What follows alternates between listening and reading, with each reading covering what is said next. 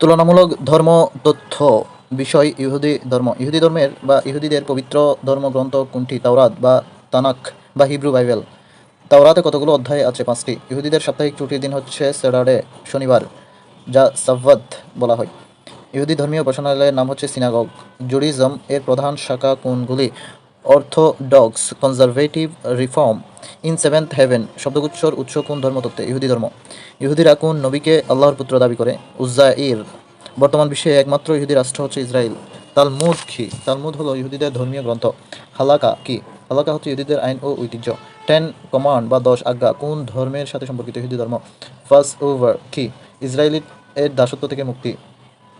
ইহুদিরা কাকে নবী মানে? ইব্রাহিম আলাইহিস সালাম ও হযরত মুসা আলাইহিস সালাতু ওয়াস সালাম। ইহুদি ধর্মের প্রবর্তক হচ্ছে ইব্রাহিম আলাইহিস সালাম। ইহুদিরা আল্লাহকে কি নামে ডাকে? হাশেম। ইহুদিরা প্রধান ধর্মীয় স্থান কোনটি? ইহুদিদের প্রধান ধর্মীয় স্থান হচ্ছে জেরুজালেম। হিব্রু ভাষায় তুরাহ শব্দের অর্থ হলো শিক্ষা, আইন এবং নির্দেশনা। ইহুদিরা তাদের ধর্মীয় গুরুকে কি নামে ডাকে? উত্তর হবে রাব্বি।